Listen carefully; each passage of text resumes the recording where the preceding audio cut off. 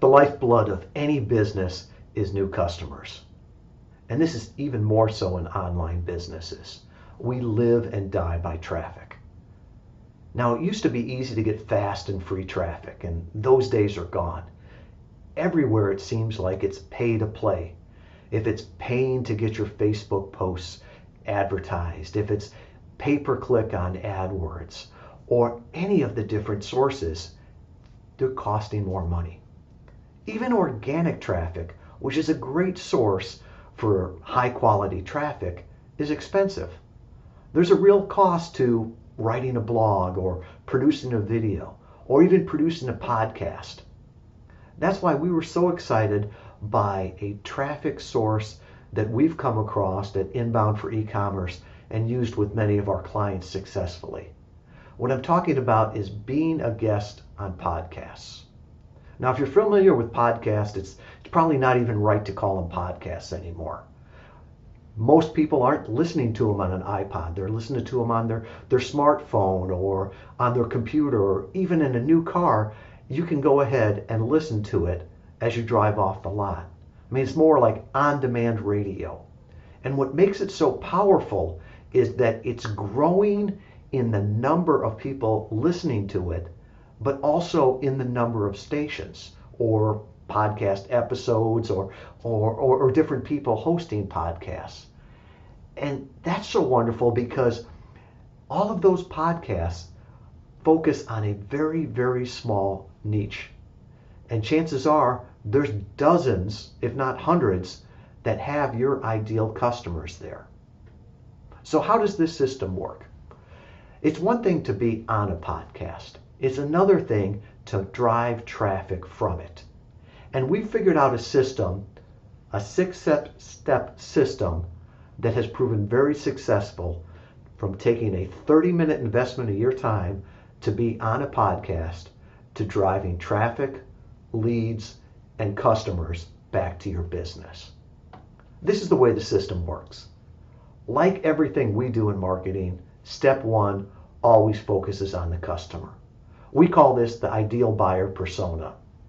And it's really just a fancy term for a semi-fictional character that exemplifies what your ideal customer is, how they think, how they act. And we go through this with you with different forms and checklists to help you identify and put a name and put a face on that person. Because once you have step one done, then you can go to step two, which is really looking at yourself. What do you have to offer?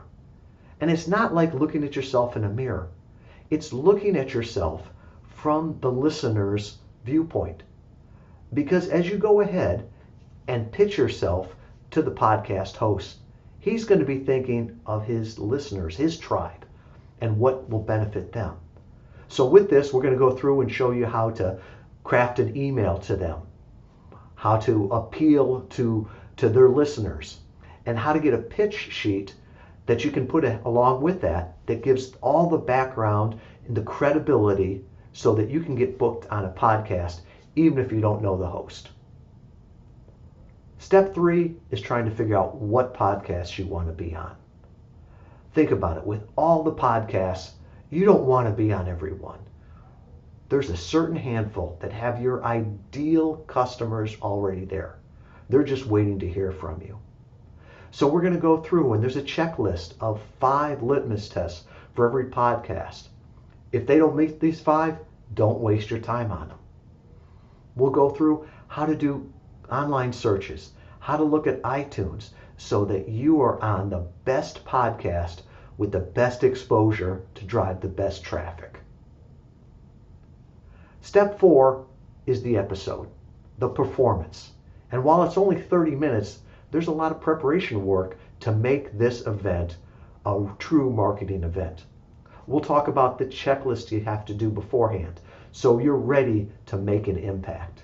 We'll talk about crafting an offer that you can use at the end of the podcast so that you can invite people back to your site.